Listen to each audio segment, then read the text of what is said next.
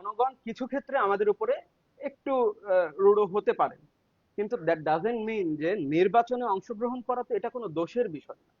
আমার রাজনৈতিক দল জাতীয় পার্টি এখন পর্যন্ত যতগুলো এই ইলেকশন হয়েছে, প্রত্যেকটাই ইলেকশনে জাতীয় পার্টি গিয়েছে। এটা কি কোনো দোষের বিষয় যে জাতীয় পার্টি ইসে গিয়েছে, ইলেকশনে গিয়েছে? তো এখানে আমার কাছে মনে হয় না যে জাতীয় পার্টিকে দোষর বলার কিছু আছে। হ্যাঁ, যদি আমাদের কোনো কাজে, আমাদের কোনো সিদ্ধান্তে সাধারণ জনগণ, আমি স্পেসিফিকলি বলতে চাই সাধারণ জনগণ যদি কোনো কারণে নাখোশ হয়ে থাকেন, তার জন্যে আমাদের চেয়ারম্যান মহোদয়, আমাদের মহাসচিব মহোদয় অবশ্যই বারবার করে বলেছেন, যদি আমাদের কোনো কাজে আপনারা অখুশি হয়ে থাকেন, তার জন্য আমরা অত্যন্ত দুঃখিত। কিন্তু এটা আমাদের কাছে মনে হয় যে জাতীয় পার্টি কোনো অবস্থাতেই আওয়ামী লীগের দোসর হিসেবে তারা তাদের কার্যক্রমগুলো পরিচালনা করেনি। মাগুরাতে আপনাদের কি কার্যক্রম চলছে কিনা? মাগুরাতে দীর্ঘদিন আপনাদের রাজপথে আমরা দেখছি নাই, আচ্ছা, কোনো মিছিল মিটিং নাই। হ্যাঁ, জাতীয় পার্টি, আমার পিতা মরহুম অ্যাডভোকেট হাসান সিরাজ সুজা 2021 সালে করোনা আক্রান্ত হয়ে মারা যান। তো তারপর থেকে এখন পর্যন্ত জাতীয় পার্টির 4টা উপজেলায় আমরা সম্মেলন করেছি। আমরা জাতীয় পার্টির পৌরসভা, পৌরসভা সম্মেলন করেছি। আমরা জাতীয় পার্টি কাউন্সিল করেছি, যেটা খুলনা বিভাগের অন্যতম সব থেকে বড় কাউন্সিল ছিল। আপনি নিশ্চয়ই জানেন, ওই তৎকালীন আসাদুজ্জামান মিলনায়তনে সেই প্রোগ্রামটা হয়েছিল। তো জাতীয় পার্টি যে আসলে কার্যক্রমের মধ্যে নেই জিনিসটা তা না। জাতীয় পার্টি কিছু আহ, ক্ষেত্রে, যেহেতু আপনি জানেন বিগত কিছুদিন ধরে বেশ কিছু আহ, ঝামেলা বা বেশ কিছু সমস্যার ভিতর দিয়ে যাচ্ছিল, তার ভিতর থেকেও বিগত দিনে আমরা এরশাদ সাহেবের মৃত্যুবার্ষিকী পালন করেছি। এই আমাদের প্রত্যেকটা প্রোগ্রাম যেগুলো জাতীয় পার্টি দ্বারা পরিচালিত হয়, কেন্দ্রীয় প্রোগ্রাম, প্রত্যেকটা প্রোগ্রামে জাতীয় পার্টি অংশগ্রহণ করেছে। এরকম না যে জাতীয় পার্টি রাজপথের কার্যক্রমের বাইরে আছে। অবশ্যই কেন্দ্রীয় সিদ্ধান্ত মোতাবেক যেটা আমাদেরকে কেন্দ্র থেকে নির্দেশনা দেওয়া হবে, আমরা সেভাবে আমাদের কার্যক্রম পরিচালনা করব। আপনার পিতার কথা বারবারই উঠে আসে এবং আমার এই মাগুরাটকে উনি, আমার মনে আছে উনি আহ, তখন ইন্টারভিউ জি, দিয়েছিলেন মারা যাওয়ার আগে। এবং উনি সবসময় মাগুরায় মাদক বিরোধী এবং তার নতুন যে তরুণ প্রজন্ম তাদের কিন্তু আইডল হিসেবে তাকে চিনতো মানুষ। তো আমি যে কথাটি জানি উনি সবসময় সংসদ সদস্য প্রার্থী হতেন এবং বিপুল ভোট পেতেন, কিন্তু লাস্ট ইলেকশনে ওনাকে ঠকিয়ে দেওয়া হয়। জি, এখন আসি আপনার প্রসঙ্গে। এই যে জি, জি। সামনে যে নির্বাচন হবে, জাতীয় পার্টি কি অংশ নেবে কিনা? আপনি কি লাঙ্গল প্রতীকে প্রার্থী হবেন কিনা? আচ্ছা, জাতীয় পার্টি একটি নির্বাচনমুখী দল। বিগত সকল আহ, সংসদীয় ইলেকশনে জাতীয় পার্টি অংশগ্রহণ করেছে, এবং আমাদের নেতা জনবন্ধু গোলাম মোহাম্মদ কাদের এবং আমাদের মহাসচিব আছেন ব্যারিস্টার শামীম হায়দার পাটোয়ারি, এছাড়া আমাদের প্রেসিডিয়ামের নেতৃবৃন্দ আছেন। এটা একেবারেই আসলে তাদের পলিসি, তারা নীতি নির্ধারণী পর্যায়ে আছেন। নির্বাচনে অংশগ্রহণ করাটা সঠিক হবে কিনা, যদি সঠিক হয় অবশ্যই জাতীয় পার্টি নির্বাচনে অংশগ্রহণ করবে। আর যদি না হয় সেক্ষেত্রে তো প্রশ্নই আসছে না। এবং যেটা আপনি বললেন প্রার্থী হব কিনা, দেখেন, বিগত দিনগুলোতে জাতীয় পার্টির মাননীয় চেয়ারম্যান, প্রতিষ্ঠাতা চেয়ারম্যানের কথা যদি বলি, পল্লীবন্ধু হুসেইন মোহাম্মদ এরশাদ, এবং বর্তমান চেয়ারম্যান জনবন্ধু গোলাম মোহাম্মদ কাদের, প্রত্যেকটা ক্ষেত্রেই তারা আমার পিতা মরহুম অ্যাডভোকেট হাসান সিরাজ সুজার উপরে ভরসা রেখেছিলেন, এবং তিনি সেই ভরসার প্রতিদান প্রত্যেকটা ক্ষেত্রেই দিয়ে এসেছেন। ধরেন, যদি সহজ কথায় বলতে চাই, আপনি ধরেন 2001 সালে খুলনা বিভাগের মধ্যে সর্বোচ্চ সর্বোচ্চ ভোট পেয়েছিল জাতীয় পার্টির পক্ষ থেকে আমার পিতা মরহুম অ্যাডভোকেট হাসান সিরাজ সুজা। তারপরে 2011 সালের পৌরসভা ইলেকশন, 2013 সালের পৌরসভা উপনির্বাচন, 2019 সালে সদর উপজেলা নির্বাচন, প্রত্যেকটা নির্বাচনেই হাসান সিরাজ সুজা জয়লাভ করেছেন, এবং মাগুরার মানুষের মনের মণিকোঠায় তিনি ছিলেন।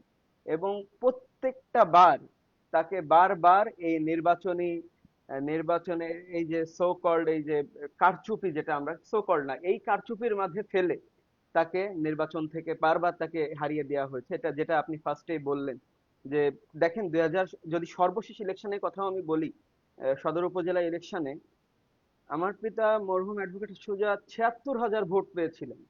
৭৬,০০০। সেখানে বিগত দিনে যিনি কন্টেস্টেন্ট ছিলেন, কন্টেস্ট করেছিলেন অ্যাডভোকেট সুজা সাহেবের সাথে, বীর মুক্তিযোদ্ধা বাবলু সাহেব, তিনি ভোট পেয়েছিলেন ২৬,০০০। জাস্ট সেই ভোটটাকে উল্টিয়ে তাকে ঘোষণা করে দেওয়া হলো যে সে ইলেকশন। তাই আমরা মানে জাতীয় পার্টি যদি দোসর হয়, তাহলে আসলে মানে আমাদের থেকে বেশি ক্ষতিগ্রস্ত তো মাগুরা জেলায় কোনো রাজনৈতিক ব্যক্তিত্ব হয়েছে কিনা আমি জানি না। অর্থের দিক দিয়ে বলেন, অন্যান্য সব দিক দিয়ে বলেন, জাতীয় পার্টি মানে হাসান সিরাজ সুজা যে পরিমাণ ক্ষতিগ্রস্ত আহ, বিগত দিনের এই স্বৈরাচারী আওয়ামী লীগ শাসন আমলে, আসলে এরকম ক্ষতিগ্রস্ত মাগুরা জেলায় কেউ হননি, কোনো রাজনীতিবিদ হননি। তাই আসলে আমরা বলতেই পারি যে জাতীয় পার্টি আসলে যদি আমাকে বিবেচনা করে, এবং আমার বিশ্বাস জনবন্ধু গোলাম মোহাম্মদ কাদের আমাকেই বিবেচনা করবেন, এবং যদি প্রার্থী হিসেবে ঘোষণা করেন নিশ্চয়ই তিনি আমার বিষয়টাই মাথায় রাখবেন, এবং জাতীয় পার্টি সেই বিগত দিন থেকে তো আমরাই আছি জাতীয় পার্টির সাথে সকলকে নিয়ে। আপনার পিতার যে সুনাম, যে জনপ্রিয়তা মাগুরায় আজও কিন্তু আছে, আপনি কি সেই আস্থা ধরে রাখতে পারবেন কিনা? এই প্রশ্নের উত্তর আমি দেব না, জনগণ বলবে। জনগণ দেবে, এবং আমার বিশ্বাস জনগণ তাদের সঠিক ব্যক্তিকে বেছে নিয়েছে বলেই বিগত ৪ বছর ধরে জাতীয় পার্টির সিনিয়র যুগ্ম সাধারণ সম্পাদকের দায়িত্ব আমি পালন করছি। জনবন্ধু গোলাম মোহাম্মদ কাদের আমাকে দায়িত্ব দিয়েছেন।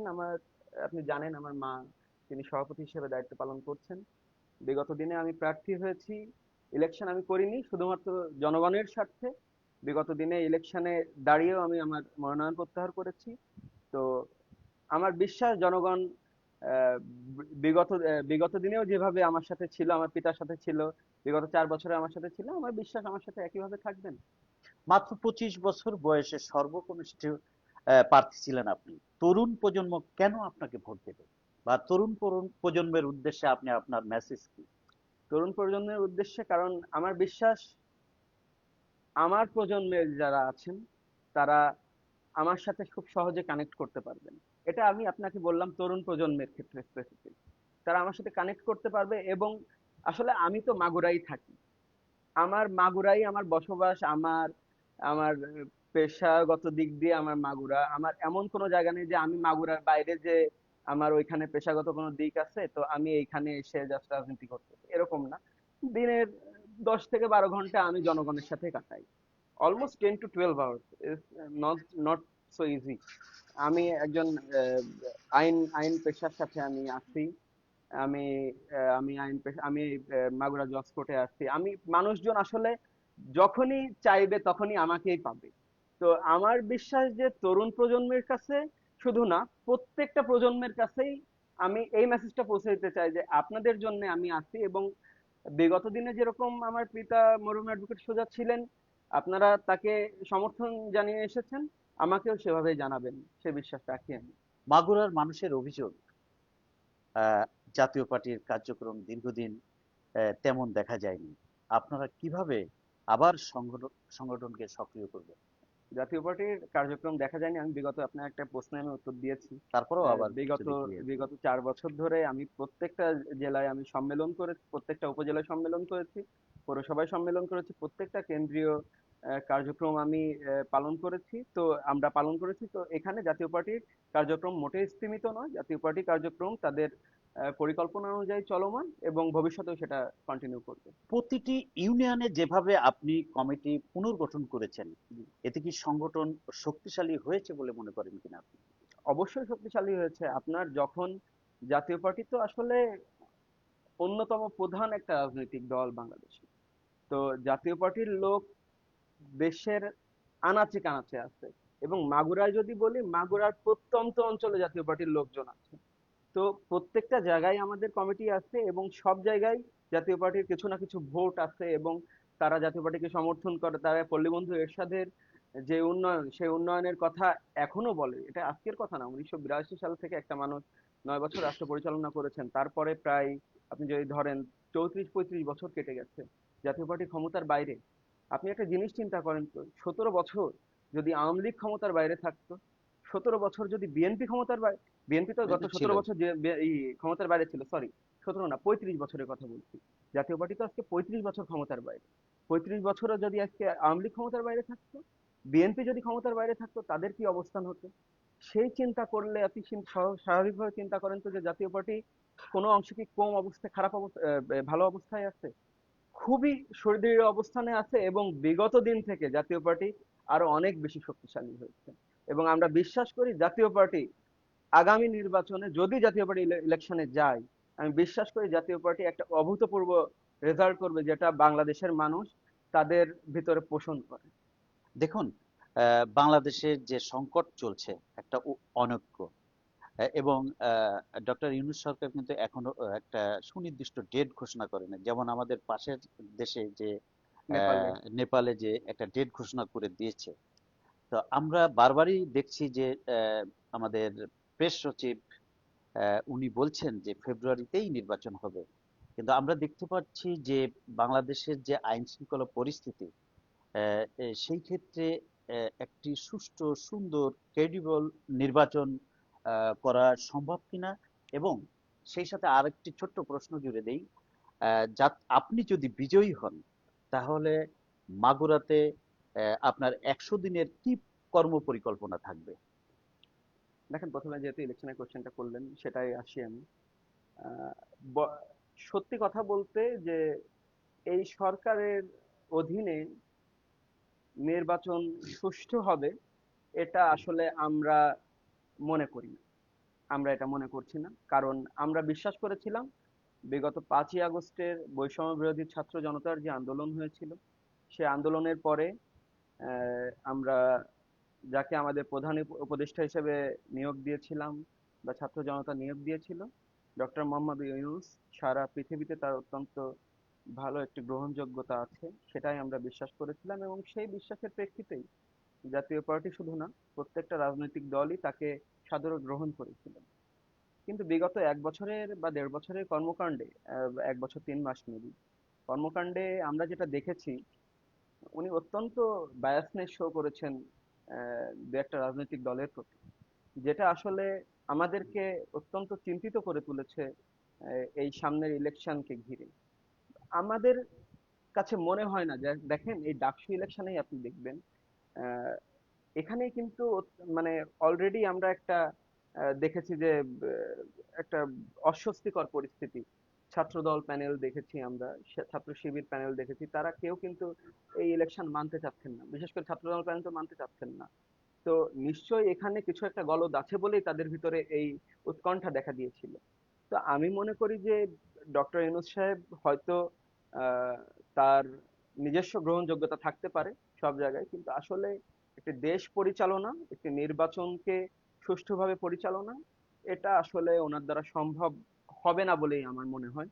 তো তারপরেও বাঙালি আমরা আমরা আশাবাদী, এবং আমরা আহ, ভালোবাসি যে আমরা বিশ্বাস করতে ভালোবাসি যে আহ, আমরা এই পরিস্থিতি থেকে বাংলাদেশের উত্তরণ হবে। তবে আসলে কিভাবে হবে এটা ভবিষ্যতই বলে দেবে। ১০০ দিনের কর্মপরিকল্পনা 100 দিনের আপনি যদি কর্মপরিকল্পনা, আহ, লাঙ্গল প্রতীকে বিজয়ী হন, আহ, 100 দিনের আসলে কি পরিকল্পনা আমি এভাবে পরিবর্তন দেখতে পাবে? পরিবর্তন, আসলে অনেক কিছুই আমাদের মাথায় আসছে সত্যি কথা বলতে। মাগুরার সব থেকে কঠিন একটা বাস্তবতা, মাগুরার শিক্ষার মান উন্নয়ন। শিক্ষার মান অত্যন্ত অত্যন্ত নিচের দিকে আমি যেটা মনে করি। এখনকার স্টুডেন্টদের আপনি টেবিলে বসাইতে পারতেছেন না, তারা বাইরে থাকতে পছন্দ করে। সহজ কথা, তারা বাইরে থাকতে পছন্দ করে। আমি এটা মানে কোনো না, খারাপ ঠিকই উদ্দেশ্যে বলেছেন। বলছি না। আমি আপনি ঠিকই আমি বলেছেন। আমি কেন এটা বলছি, কারণ আমি যেহেতু আমি বললাম আমি প্রায় 10 থেকে 12 ঘন্টা আমি জনগণের সাথে কাটাই। যখন তাদের বাবা মা আমাদের সাথে এসে কথা বলেন যে আমার ছেলে ঘরে থাকে না, সে পড়ার টেবিলে বসে না, তো আমরা যখন এই জিনিসগুলো দেখি, এবং বিগত এটা কিন্তু 1-2 দিনে হয়নি। দেখেন আপনার মানে শিক্ষার যে মান উন্নয়ন দরকার ছিল বিগত 17 বছরে, আমরা কিন্তু এটা মানে কিছুই ছিল না বলতে গেলে। অত্যন্ত অবনমন হয়েছে শিক্ষা মান উন্নয়ন মানের ক্ষেত্রে। তো আমার বিশ্বাস যে যদি আল্লাহ আমাকে রহমত করেন আমার প্রতি, এবং জনগণ যদি আমাকে চান, তো 100 দিনের পরিকল্পনা স্পেসিফিক ভাবে আমি বলবো না। আমি বলবো যে একটি নির্দিষ্ট নির্দিষ্ট সময় নিয়ে যদি সুযোগ থাকে, শিক্ষাগত দিক দিয়ে যে মান উন্নয়ন সম্ভব সেটা অত্যন্ত গুরুত্বপূর্ণ। মাগুরায় মাদকের যে প্রভাবটা, এটা তো রাইট। আপনাকে আলাদা করে বলতে হবে না। মাদক নির্মূলের জন্য আহ, আসলে কোনো পরিকল্পনা মাদক নির্মূল কিভাবে আসলে সম্ভব? আপনি যখন শিক্ষাগত দিক দিয়ে, খেলাধুলার দিক দিয়ে আস্তে আস্তে নিজেদেরকে গড়ে তুলতে পারবেন, নিজেদেরকে ওই দিকে আস্তে আস্তে অগ্রসর করতে পারবেন। এটা আসলে কোনো কিছু নির্মূল করা নির্মূল যায় হয় না। না, প্রিভেন্ট করা যেতে পারে সর্বোচ্চ, আমরা চেষ্টা সন্ত্রাস করবো সেটা। সন্ত্রাস দমনে আপনার কৌশল কি হবে? সন্ত্রাস দমনে, সন্ত্রাস আসলে দেখেন সবগুলো একটার সাথে একটা কোরিলেটেড। আপনি মাদকের ভিতরে থাকলে আপনার ভিতরে সন্ত্রাসী প্রবণতা বাড়বে, সহজ হিসাব। সেহেতু আমি যদি মাদকটাকে আমি প্রিভেন্ট করতে পারি, সেক্ষেত্রে সন্ত্রাসটা আস্তে আস্তে প্রিভেন্ট হয়ে যাবে। এটা আসলে মানে আমি শুধু এটা আমার ক্ষেত্রে একার দ্বারা সম্ভব জিনিসটা তা না, সকলের প্রচেষ্টা, লেজিসলেচার অ্যান্ড এক্সিকিউটিভ, সকলের প্রচেষ্টা এই জিনিসটা হতে হবে। আমি একা একজন মানে জনপ্রতিনিধি নির্বাচিত হলাম, আমি একা দ্বারা তো সম্ভব না। আপনার সহযোগিতা লাগবে, আপনার যারা এখানে টিম মেম্বার আছেন তাদের সহযোগিতা লাগবে, সারা মাগুরার সহযোগিতা লাগবে, সর্বোপরি বাংলাদেশের সহযোগিতা লাগবে। এটা আমি একার দ্বারা সম্ভব না, এবং বিশ্বাস করি তাদের ভিতরে, আমি এতটুকু বলতে পারি, তাদের ভিতরে এই তথ্যটা বা এই বিশ্বাসটা আমি পৌঁছে দিতে পারবো যে না, আপনারা যদি আমাকে নির্বাচিত করেন বা নির্বাচন করেন, আমি বিশ্বাস আপনাদেরকে একটি সুন্দর সামাজিক পরিবেশ আমি আপনাদেরকে উপহার দিতে পারবো, মাগুরা জেলা, মাগুরাবাসীর জন্য, মাগুরা এক আসনের জন্য। ধন্যবাদ। দেখুন, আমরা দীর্ঘদিন ধরেই মাগুরার স্বাস্থ্য খাত নিয়ে কথা বলছি। তথা গত শেখ হাসিনার সরকারের আমলেও, মাগুরায় কি স্বাস্থ্য খাত আছে আমি ঠিকঠাক? বলি যতটুকু আছে, শেখ হাসিনার আমলেও এই যে আমাদের যে 250 শয্যা বিশিষ্ট সরকারি যে হাসপাতাল, সেখানে চিকিৎসার যে বেহাল অবস্থা হুম। এবং হাসপাতালের যে পরিবেশ, তখনও আমি কথা বলেছি, এখনো আমরা দেখতে পাচ্ছি অনেক নেতাই হাসপাতাল ভিজিট করছে। ইসলামী দলগুলো দেখলাম একদিন পরিষ্কার পরিচ্ছন্ন করছেন, জামাতে ইসলাম দেখলাম কয়েকটা ওয়ার্ডের দায়িত্ব নিয়েছে হুম। এটা পরিষ্কার পরিচ্ছন্ন করার জন্য। আসলে আমরা ঘুরে আসি, ভিজিট করি, হুম। বলি যে সবকিছু করব, কিন্তু আসলে আমরা স্বাস্থ্য, মাগুরার যে সেবা হওয়া উচিত ছিল সেটা কখনোই হয়নি। না। সেই ক্ষেত্রে আমাদের ওখানে আইসিইউ নেই, সিসিইউ নেই, আমরা কিছু হলেই আমরা ঢাকা রেফার করি ফরিদপুরে। সেক্ষেত্রে আপনার স্বাস্থ্য খাত নিয়ে মানুষের অসন্তোষ তো আছে, এটা আপনি যেহেতু একজন রাজনীতিবিদ, আপনার সবার সাথেই কথা হয়। আপনি কি হাসপাতালের আধুনিকরণ, বিশেষায়িত চিকিৎসা কেন্দ্র এবং গ্রামীণ স্বাস্থ্য সেবা উন্নয়নের প্রতিশ্রুতি দেবেন কিনা? অবশ্যই। এটা তো আমাদের মানে মৌলিক দায়িত্বের ভিতরে পড়ে, যারা জনপ্রতিনিধি তাদের তো এই জিনিসটাই সবার আগে মাথায় নেওয়া উচিত, শিক্ষা খাত এবং স্বাস্থ্য খাত। মাগুরায় তো আপনি সদর হাসপাতালের কথা আসলে বলতে গেলে এমন একটা অবস্থা তৈরি হয়, মাগুরা সদর হাসপাতালে কোনো অসুস্থ মানুষ যে সুস্থ হয়ে ফিরে আসার কোনো সুযোগ নাই।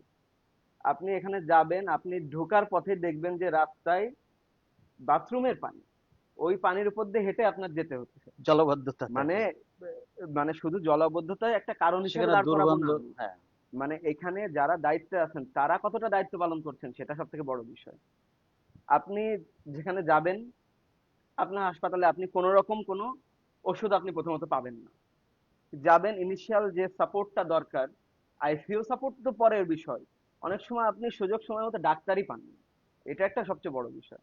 তারপরেও মানে আসলে তো এগুলো আমরাই আসলে এই জিনিসটায় আস্তে আস্তে অভ্যস্ত হয়ে গেছি। আমাদের বিগত দিনে যারা সংসদীয় ইলেকশনে জয়লাভ করে এসেছেন, কম দিন তো হলো না, এই যে আমরা সামনে ত্রয়োদশ নির্বাচনে অংশগ্রহণ করব, তার মানে 12টা সংসদীয় হয়ে নির্বাচন গেছে। আমরা পার করেছি। 12টায় 5 12 60 বছর অলমোস্ট আমরা আমাদের শেখা হয়নি, আমরা 60 বছর শিখেই অলমোস্ট যাচ্ছি। ইলেকশন করছি, এবং প্রত্যেকে নির্বাচিত হচ্ছি, 5 বছর 10 বছর 15 বছর করেও লোকজন ছিলেন। আহ, আসলে তাদের খুব বেশি প্রচেষ্টা ছিল বলে আমার মনে হয় না, এবং সঠিক ব্যক্তিত্ব নির্বাচিত হয়নি বলেই আজকে বাংলাদেশ, মাগুরার মানুষের এই পরিণতি।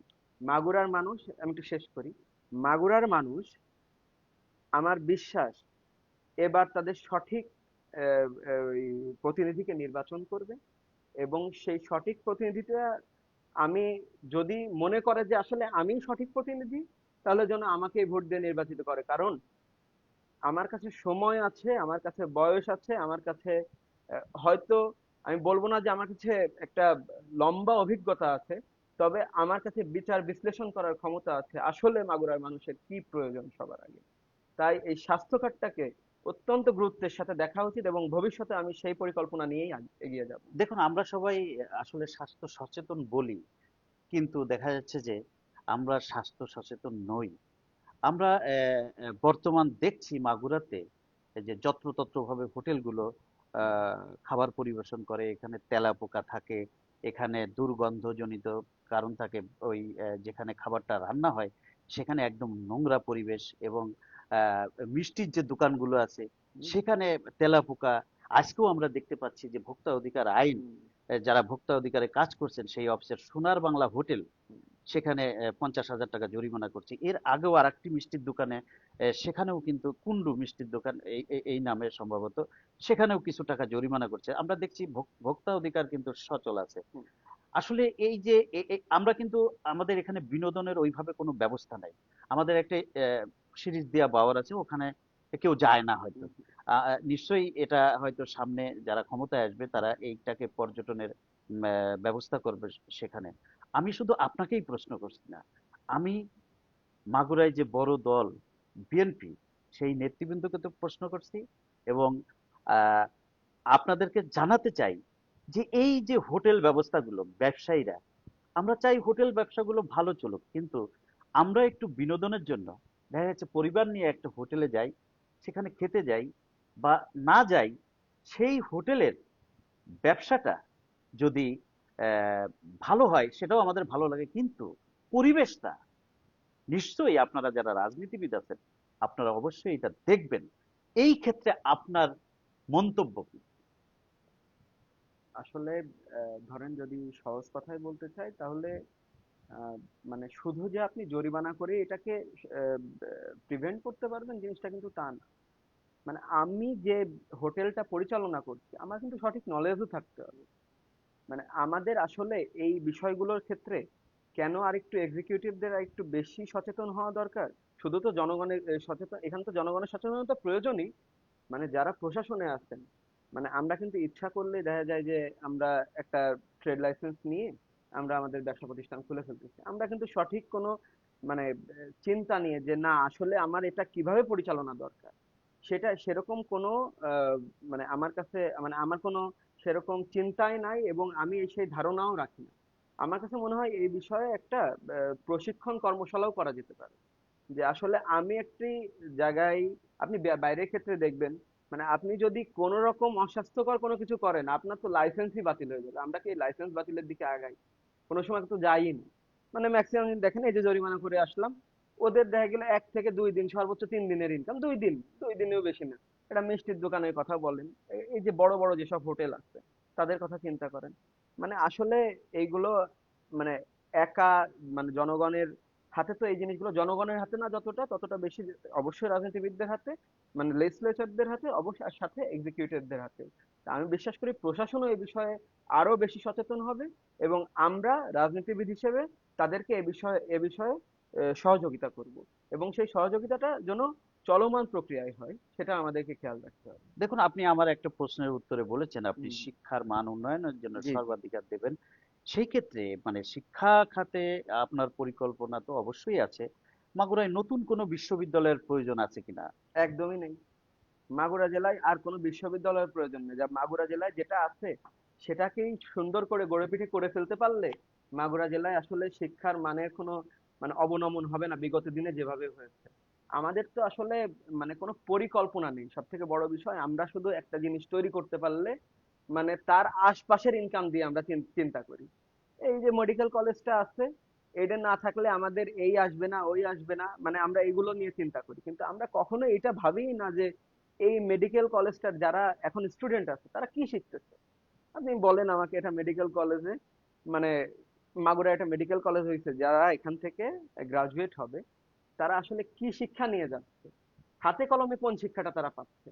মাগুরার হাসপাতালে কিছু আছে, আইসিইউ আছে, সিসিইউ আছে, যে তারা ওই শিক্ষাটা নিয়ে এখান থেকে যাবে, যখন ইন্টার্নি করতে যাবে নতুন করে তাদের আবার শিখতে হবে।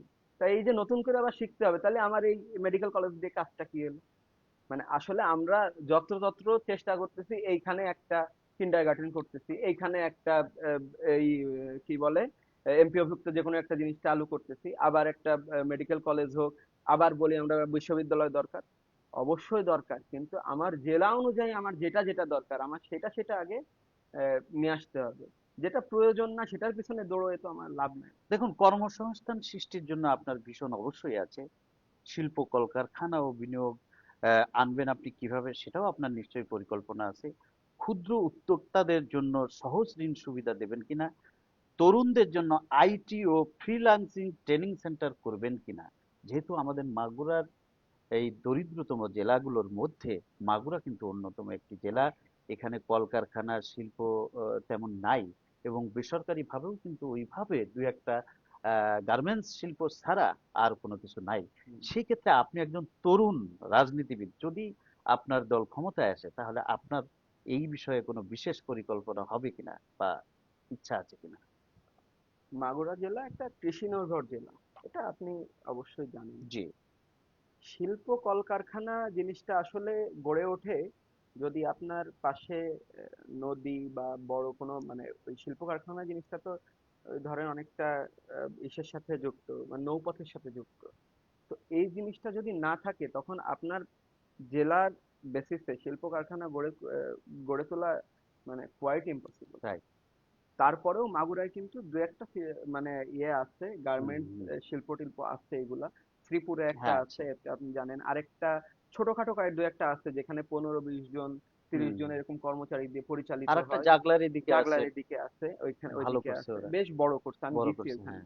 ওইখানে বেশ বড় আরেকটা করছে। আমাদের কিন্তু ওই যে উম, ড্রিম মাশরুম হ্যাঁ সেন্টার, হ্যাঁ, ওইটা তো সেখানে কিন্তু ওইটা প্রায় 350 থেকে 500 500 কর্মচারী ওয়ার্কার কাজ করে। ওয়ার্কার কাজ করে। হ্যাঁ, আমি যেটা সেটাই বলছিলাম যে আসলে ওই শিল্প কলকারখানা বা যেটা আপনি বলতে চাচ্ছেন ওইটা আসলে একেবারেই হুম, নদীপথকে কেন্দ্র করে হুম। হয়।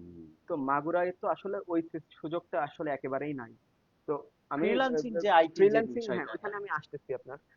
মানে আমাদেরকে যদি কোনো কিছু করতে হয়, এটা আমার বিশ্বাস যে আহ, আপনি যদি বেকারত্বকে প্রিভেন্ট করতে চান আপনার মাগুরায় অন্তত কৃষি নির্ভর দিকটা অনেক বেশি খেয়াল দিতে হবে।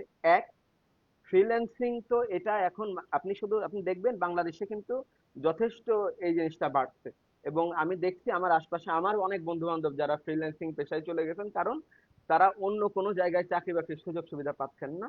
ওই যে সে একই জায়গায় বেকারত্বে ফিরে যাচ্ছি আমরা। এটা খারাপ না, ফ্রিল্যান্সিং কিন্তু সারা পৃথিবীতে এখন খুব চমকপ্রদ একটা পেশা।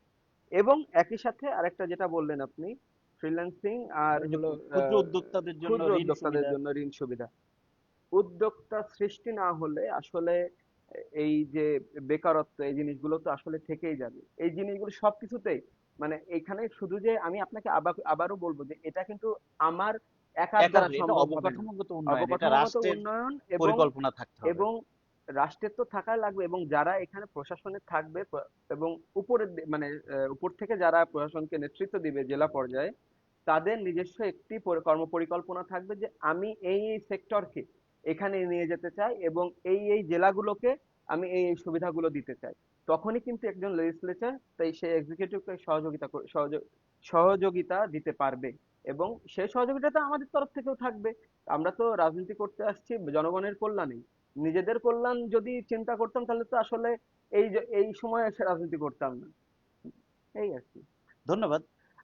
আসলে আমরা সবাই স্বপ্ন দেখি আমাদের মাগুরা জেলাটা উন্নত হোক। তাহলে সবারই ভালো লাগবে। যার যার অবস্থান থেকে আমরা চেষ্টা করে যাচ্ছি। আপনি রাজনীতিবিদ, আপনার চেষ্টা বেশি করতে হবে। আহ, আমি এখন যেতে চাই যে মাগুরায় তো মডেল মাগুরা সবাই বলছে যে আমার আমার অনেক রাজনীতিবিদ আমার প্রশ্নের উত্তরে বলছে আমি মাগুরাকে মডেল মাগুরা হিসেবে গড়ে তুলতে চাই, বিনিয়োগ ব্যবস্থা আনতে চাই, শিল্প অঞ্চল করতে চাই। আসলে স্বপ্ন আমরা আসলে জানি যে রাজনীতিবিদরা অনেক সময় বলে কিন্তু আসলে করে না। আমরা আজকে 54 বছর এই দেশের অবস্থা আমরা দেখতে পাচ্ছি। এখন সামনে ত্রয়োদশ জাতীয় সংসদ নির্বাচন। আমাদের শিক্ষাটা আর কবে হবে আমি জানি না, আমি জনগণের কাছেই প্রশ্ন করি। এবং আপনারা হয়তো কমেন্ট বক্সে লিখছেন যে জাতীয় পার্টি দোসর ছিল আওয়ামী লীগ, সেটা আমার অতিথি জবাব দিয়েছে। এবং আহ, আরেকজন লিখছেন যে সাংবাদিক সাহেব, এই মাগুরাতে জাতীয় পার্টি কখনো আহ, বিপুল ভোট পায়নি। আরেকজন লিখছে জাতীয় পার্টি শুধু আওয়ামী লীগের দোসর। নয়, জাতীয় পার্টি হলো দেশের শত্রু, দশের শত্রু। উনি আরো লিখছেন, শেখ আবু সাইদ, জাতীয় পার্টি মানেই জাতীয় বেইমানের পার্টি। আমাদের ফেসবুকে হুম এক একজনের এক এক কমেন্ট থাকতে পারে, আপনার উত্তরে আমি এই প্রশ্নগুলোর উত্তর দেবেন, হুম আপনি হুম। খণ্ডন করবেন আমি জানি। তারপরেও আমি এই যে দর্শকরা এই কমেন্টগুলো করেছেন, আমি একটু আপনাকে জানালাম। না ঠিক আমি আছে। এখন জানতে চাই যে রাজনীতি ছেড়ে অন্য কোনো পেশা বেছে নিতে হলে আপনি কি করতেন? আমরা জানি আপনি অ্যাডভোকেট, তারপরেও। আহ, না, অ্যাডভোকেট পেশা তো আসলে এটা রাজনীতির সাথে অনেকটা এখন কানেক্টেড। তো ছেড়ে অন্য কোনো পেশা বাঁচতে পারতাম কিনা আমি জানি না। আমার কাছে আমি ছোটকাল থেকে আমি রাজনীতির ভিতরেই বড় হয়েছি। সেই আমার এখনো মনে পড়ে 2001 সালের নির্বাচনে যখন আমার বাবা মনোনয়ন জমা দিতে গিয়েছিলেন। সেই চৌরঙ্গি মোড় থেকে শুরু করে ভাইনার মোড় পাস হয়ে গেছিল সেই মিছিলটা। তো আমি তখন ওই পুরানো রূপালী ব্যাংক যেটা ছিল আমাদের গার্লস স্কুলের উল্টা পাশে, তো সেখানে ছাদে বসে আমি এই ইয়েটা মিছিলটা দেখছিলাম। তো আমার এখনো মনে আছে, সবাই বলতেছে আমার ভাই তোমার ভাই, সোজা ভাই সোজা ভাই। তো ওরকম যখন স্লোগান দিচ্ছিল আমার ভাই তোমার ভাই, তা আমিও বলছি বাবার সোজা ভাই সোজা ভাই। তা আমার আম্মা পাশের থেকে আমার রাগ করতো, এই তুই সোজা ভাই বলেই তো বাবা হয়। আমি আর কি, আমার এরকম মনে পড়ে। তো আসলে আমার কাছে মনে হয় না আমি অন্য কোনো এসে যেতে পারতাম। রাজনীতি আমার ধ্যান জ্ঞানে রাজনীতি, তো আমি রক্তেই মিশে আছে রাজনীতি। আসলে জিনিসটা এভাবে অবসর দেখি। সময়ে ফেসবুক, ক্রিকেট না গান, কোনটি বেশি টানে? টেনিস বেশি টানে, লন ধন্যবাদ, টেনিস। ধন্যবাদ। ছোটবেলায় প্রথম মিছিলে স্লোগান দিতে গিয়ে কি অভিজ্ঞতা হয়েছিল? আমি প্রথম থেকে খুব দারুণ স্লোগান দিতাম, আমি নিজের হলেও বলতেছি না। আমাকে একদিন বাবা বললেন, আমার তখন বয়স 17, আমি 17 বা 16 বছর বয়সে বা 18 বছর বয়সে। বাবা তখন বললেন যে বাবা তখন ওই একটা মিছিলে তো আহ, মানে বাবাই হুট করে আমারে বললেন যে তুমি স্লোগান দাও। তা আমি আবার ওই কিছু স্লোগান আমার সবসময় মুখস্থ থাকতো। নেতা কি আছে রে, মানে আমি এগুলা সবকিছু অলওয়েজ আমি দিতে শিবির। পারতাম। তো আমি ওই দিন প্রথম আসলে নিজেকে এভাবে আবিষ্কার করলাম যে না আসলে আমিও চাইলে হয়তো আমিও পারবো। এটা আমার কাছে মনে হয়েছিল। তো ওই দিন থেকে আমার কাছে শুরু। এবং আমি প্রথম দিন থেকে আমাকে যখন বাবা বলছিলেন, বাবা আমাকে সরাসরি কখনো রাজনীতিতে নিয়ে আসেননি। ওই যে ওই একটা প্রোগ্রাম দেখা গেল, তারপরে 4-5 বছর কেটে গেছে, কিন্তু আর ওইভাবে যোগাযোগ মানে রাজনীতির সাথে থাকা হয়নি। পরে তো বাবা মারা গেলেন। তো আসলে রাজনীতি বা এই স্লোগান দিতে যে আমার কোনো সময় কোনো সমস্যা হয়নি, আমি পারছি সবসময়। মাগুরার কোন খাবার আপনার সবচেয়ে বেশি প্রিয়? মাগুরার কোন খাবার তো আসলে এভাবে আলাদাভাবে বলতে পারবো না। আম্মার হাতের গরুর মাংস আর ভাত। বাহ! এইবার আসি আমরা প্রচারণা রাউন্ডে। আপনার প্রচারের সময় আপনি যে প্রতিশ্রুতিগুলো করবেন, সেই প্রচারণা রাউন্ডে ছোট ছোট করে উত্তর দেবেন। মাগুরার মানুষকে যদি মাত্র 1 মিনিট সময় দেওয়া হয়, আপনি কি বলবেন যাতে তারা আপনাকে ভোট দেবে? আমি আপনাদের জন্যই আছি, আপনাদের সাথেই আছি। দিনের প্রত্যেকটা মানে যখন আমাকে আপনারা চান, আমাকে বিগত সময়ে 4 বছর ধরে আপনারা পাচ্ছেন। যখন রাত 1টা নেই, 2টা নেই, 3টা নেই, কল দিলেই পাচ্ছেন। ভোরে যখন কল দিচ্ছেন আমি আপনাদের ডাকে চলে গেছি। তো এরকম না যে আমি, আমাকে আমাকে আপনারা যদি নির্বাচিত করেন তো আপনাকে আমারে ঢাকা থেকে টেনে ধরে নিয়ে আসতে হবে, আমাকে আরেক জায়গা থেকে টেনে ধরে নিয়ে আসতে হবে, স্যার এখন ভাই এখন বিদেশে আছে, তো 7 দিন বা 10 দিন পরে আসেন, উনি আসবে ফ্যামিলির সাথে গেছে। আসলে এই জিনিসটা এরকম না। জনগণের সাথেই ছিলাম বিগত দিনেও, জনগণের সাথেই আছি। এবং জাতীয় পার্টি জনগণেরই দল। জাতীয় পার্টি মোটেও কোনো মানে কারোর রাজনৈতিক পারপাস সার্ভ করেনি। এবং আমি বিশ্বাস আমাকে নির্বাচিত করলে আমি সেটাই মাগুরার জন্য করব। প্রিয় দর্শক, প্রিয় তরুণ প্রজন্ম, আমার স্মার্ট অতিথি, স্মার্ট নেতা, স্মার্ট উত্তর। আমি এখন জানতে চাই, তরুণদের জন্য আপনার সবচেয়ে বড় প্রতিশ্রুতি হবে কি? এক লাইন। প্রতিশ্রুতি আমি মাগুরাকে মানে সবাই বলবে যে মডেল মাগুরা হ্যানত্যান এগুলো করতে চাই, আমি মাগুরাকে মাগুরার মানে মাগুরার ঐতিহ্যে ফিরিয়ে নিয়ে যেতে চাই। যেটা আমি বিশ্বাস করি যে মাগুরার মানুষ অন্তত সেই শান্তিতে বসবাস করার জায়গাটাই থাকবে। এবং তারা বলতে পারবে যে না, মাগুরা একটি শান্তিপ্রিয় জেলা। এবং এই যে সামাজিক দলাদলি মাগুরায়, ছোট জেলা হওয়ার কারণে মাগুরায় যে সামাজিক দলাদলি, আমি এইটাকে আমি ঠিক করতে চাই। কিভাবে করব না করব সেটা আমি আমার নিজের পরবর্তীতে সিদ্ধান্ত পরবর্তী নেব। সিদ্ধান্তে দিব। কিন্তু মাগুরাকে আমি একটি মানে মানে শান্তির মাগুরা হিসেবে আমি দাঁড় করাতে চাই। দেখুন, মানুষ কেন অন্য দলে ভোট দেবে না? শুধু আপনার লাঙ্গলকে ভোট দেবে, আপনি যেভাবে বলছেন। উম, কেন লাঙ্গল দেবে লাঙ্গলকে মানে ভোট? আমি একটু সহজ কথায় বলতে চাই। আপনি ধরেন মানে বিগত আসলে অনেক আগে চলে যেতে হয়, যেহেতু জাতীয় পার্টি 35 বছর ক্ষমতার বাইরে। আহ, একটু আগে চলে যেতে হয় 1982 থেকে 1991 এরশাদ সাহেবের শাসন আমল। এই শাসন আমলে আর যাই হোক, উপজেলায় যে পরিমাণ, বিভিন্ন উপজেলা ইউনিয়নে যে পরিমাণ মানুষ আসলে তাদের মানে এই জিনিসটা তারা ধরে রাখতে পেরেছে যে না, আমি মানে এরশাদের আমলের থেকে কোনো অবস্থাতেই অন্য কোনো আমল ভালো ছিল না। এরশাদ সাহেবের আমলে এটা অন্তত মানুষ বুঝতে পেরেছে যে আমাদের খাদ্যে স্বয়ংসম্পূর্ণ ছিলাম আমরা, শান্তি মানে শান্তির একটা দেশ হিসেবে আমরা নিজেদেরকে তুলে ধরতে পেরেছিলাম। এবং আমি স্পেসিফিক ভাবে বলতে পারি যে মানে এরশাদের আমলের থেকে ভালো আমল বিগত কোনো সরকার দিয়ে যেতে পারেনি আমাদেরকে। আমরা এখন ঝটপট রাউন্ডে এসেছি, হুম, যেহেতু আমার এই প্রোগ্রামটা সাজিয়েছে ফেসবুকে, তরুণরাও যাতে বিরক্ত না হয় সেই হুম, জন্য আমি ঝটপট রাউন্ড রেখেছি, ফায়ার রাউন্ড। জি জি। এখানে আপনি ঝটপট উত্তর দেবেন। প্রিয় দর্শক, এই অনুষ্ঠানটি দেখতে পাচ্ছেন শাহিনুর ইসলাম ফেসবুক পেজ এবং শাহিন মাগুরাটকে, এবং আমার পরবর্তীতে দেখতে পাবেন Shahinur SH media online Magura talk YouTube চ্যানেলে। আমি এখন ফায়ার রাউন্ডে যাচ্ছি। দুর্নীতির বিরুদ্ধে আপনার প্রথম পদক্ষেপ কি হবে? দুর্নীতির এক বিরুদ্ধে কথায়। প্রথম পদক্ষেপ, দুর্নীতি তখনই হবে যখন মানুষের কাছে কাজ থাকবে না, মানুষের অগাধ সময় থাকবে এবং মানুষের পকেটে টাকা থাকবে না।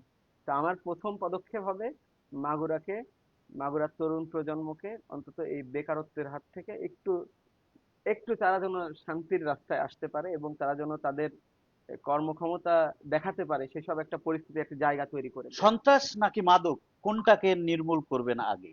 মাদক যদি প্রিভেন্ট করা যায়, সন্ত্রাস অলরেডি মানে অলমোস্ট প্রিভেন্ট হয়ে যাবে আমি বিশ্বাস এক করি। লাইনে বলুন, জাতীয় পার্টি আবার কেন ঘুরে দাঁড়াবে? কারণ জাতীয় পার্টি জনগণের দল। আপনি কি নিজেকে আগামী প্রজন্মের মাগুরার আইকন হিসেবে দেখেন? মাগুরার আইকন না, তরুণ প্রজন্মের ভাই, বড়দের স্নেহাস্পদ, ছোটদের শ্রদ্ধার জায়গায় থাকতে চাই। যদি ফেব্রুয়ারিতে নির্বাচন না হয়, তাহলে দেশের রাজনৈতিক চিত্র কেমন হতে পারে বলে আপনি মনে করেন? বাংলাদেশ গৃহযুদ্ধের দিকে যাবে। ডাকসু নির্বাচন কেমন হলো? এই জাতীয় রাজনীতিতে ডাকসু নির্বাচন যে হলো, এই জাতীয় রাজনীতিতে, সামনে যে জাতীয় রাজনীতি, সেখানে কি প্রভাব ফেলতে পারে? জাতীয় রাজনীতিতে প্রভাব বলতে, জাতীয় রাজনীতির আসলে প্রেক্ষাপটটা ভিন্ন তো। এটা, জিনিসটা এমন না যে ডাকসু ইলেকশনই সবকিছুর কেন্দ্রবিন্দু। তবে প্রত্যেকটা ইলেকশনই পরবর্তী যে কোনো ইলেকশনের উপর একটা প্রভাব ফেলে। এই প্রভাবটা থাকবে। দ্যাট ডাজন্ট মিন যে যেটা ডাকসু ইলেকশনে ঘটেছে বা যে সকল প্যানেল জয়লাভ করেছে তারা খুব এগিয়ে গেছে, এরকমও না যারা হেরে গিয়েছে তারা খুব পিছিয়ে গেছে। জাতীয় নির্বাচনের জায়গাটা একদমই ভিন্ন, তবে প্রভাব অবশ্যই থাকবে। সম্প্রতি জাতীয় পার্টির অফিস ভেঙে দেওয়া হলো, এমনকি দল নিষিদ্ধ করার দাবি উঠেছে। হুম, এই নিয়ে আপনার প্রতিক্রিয়া? হ্যাঁ, জাতীয় পার্টির অফিস ভেঙে দেওয়া হয়েছে বিগত 5ই আগস্টের পরে। বৈষম্য বিরোধী ছাত্র জনতার যে আন্দোলন, প্রথম এবং প্রধান পদক্ষেপ নিশ্চয়ই আহ, এই সরকারের ছিল যে বৈষম্য দূরীকরণ এবং গণতন্ত্রের উত্তরণ। তো গণতন্ত্রের উত্তরণের কথা যখন আপনি বলবেন তখন তো আপনার সকল দলকে ইনক্লুড করতে হবে। ইনক্লুসিভ ইলেকশনের মাধ্যমেই তো গণতন্ত্র আসবে। তো আপনি যদি গণতন্ত্রের ভিতরে কথা বলেন আর কাজ করেন, মব সৃষ্টি করে একটি রাজনৈতিক দলকে আপনি আহ, ছুঁড়ে ফেলতে চান, তাহলে তো এটা তো গণতন্ত্রের পরিপন্থী একটি দিক আমি বলতে পারি। জাতীয় পার্টি জনগণের পার্টি, জাতীয় পার্টি কোনোদিনও অন্য দলের পারপাস সার্ভ করেনি, অন্য দেশের পারপাস সার্ভ করেনি। এবং আমাদের একটি নীতি আছে এবং জাতীয় পার্টি সেই নীতিতেই চলে, সেটা হলো কারোর সঙ্গে অ্যালায়েন্স নয় এক্সেপ্ট জনগণ। আমরা জনগণের সাথে অ্যালায়েন্স করে চলবো এবং জনগণই আমাদেরকে সঠিক দিকটা দিবে যে তোমরা আমাদেরকে এই কারণেই ভোট দেবে যে আমরা জনগণের পাশে থেকে জনগণের জন্য নির্বাচন করে তাদের জন্য কাজ করতে চাই এবং জাতীয় পার্টি সেই দিকেই এগিয়ে যাচ্ছে ইনশাল্লাহ। মাগুরাবাসীর উদ্দেশ্যে সর্বশেষ আপনি কি বলবেন? মাগুরাবাসীর উদ্দেশ্যে আসলে মানে সর্বশেষ কোনো কথা নেই। মাগুরাবাসীর সাথেই আমার সব কথা, শেষ বলে কিছু নেই। আপনাদের সাথে আছি, আপনাদের পাশে আছি, আপনাদের ভাই হিসেবে, আপনাদের বন্ধু হিসেবে, আপনাদের ছোট ভাই বড় ভাই হিসেবে কারোর ছেলে হিসেবে। তো আমার জন্য দোয়া করবেন। জাতীয় পার্টি জনবন্ধু গোলাম মোহাম্মদ কাদেরের নেতৃত্বে বিগত দিন থেকে অনেক, মানে আরো স্বতঃস্ফূর্ততার সাথে সামনের দিকে এগিয়ে যাচ্ছে। এবং আমি আপনাদেরকে কথা দিতে চাই, জাতীয় পার্টির রাজনীতি প্রত্যেকটা ক্ষেত্রে জনগণের জন্যই হবে। আমি আমার জেলার তরফ থেকে বলতে চাই, আমার নিজের পিতার প্রতি একটি আমার দায়িত্ববোধ থেকে আমি বলতে চাই, তিনি বিগত দিনে আপনাদের সাথে ছিলেন এবং আপনাদের সাথে আমাদেরকে বিগত দিনে, আমাকে অন্তত তিনি বলে দিয়ে গিয়েছেন যে তিনি যখন হসপিটালে আসলে করোনা আক্রান্ত হয়ে অসুস্থ ছিলেন, উনি আমাকে হয়তো শেষ যে কথাটা আমার সাথে বলেছিলাম, আমি স্পেসিফিক আর কোনো কথা আমার মনে থাকে না, আমি যখন এই কথাটা চিন্তা করি যে জনগণের সাথে থেকো, এই কথাটা আমি আসলে মাথা থেকে আহ, সরিয়ে ফেলতে পারি না। তো আমি আপনাদের সাথে আছি, আপনারা আমার জন্য দোয়া করেন, এবং যদি আমাকে সঠিক ব্যক্তি মনে হয় তো আমাকে আপনারা ভোট দিয়ে জয়যুক্ত করবেন। এটাই। প্রিয় দর্শক, আবারও কথা হবে, দেখা হবে কোথাও কোনো অনুষ্ঠানে। আমরা আগামীতেও আলোচনায় অংশগ্রহণ করাবো আপনাকে, সেই প্রত্যাশা রাখছি। এখন যারা অনুষ্ঠান দেখলেন, মাগুরাবাসী তথা মাগুরাবাসী সারা বিশ্বের বুকে ছড়িয়ে আছেন, তারা যারা দেখলেন এবং ভবিষ্যতেও যারা দেখছেন, আপনাদেরকে শুভেচ্ছা, স্বাগত। প্রিয় দর্শক, আজকের আলোচনায় আমরা জানলাম এক তরুণ নেতার ভীষণ স্বপ্ন, প্রতিশ্রুতি। তিনি কি বলেছেন? মাদক ও সন্ত্রাস নির্মূল করবেন, স্বাস্থ্য খাত উন্নয়ন করবেন, কর্মসংস্থান তৈরি করবেন এবং মাগুরাকে একটি মডেল জেলা হিসেবে গড়ে তুলবেন। তার পিতার সংগ্রাম ও সুনামকে তিনি উত্তরাধিকার হিসেবে বুকে নিয়ে এগিয়ে যাচ্ছেন। ভবিষ্যতে তিনি কি সত্যিই মাগুরার মানুষের আস্থা অর্জন করতে পারবেন, তা সময়ই বলে দেবে। আজকের মাগুরাটা এখানেই শেষ করছি। সবাইকে ধন্যবাদ আমার সঙ্গে এতক্ষণ থাকার জন্য।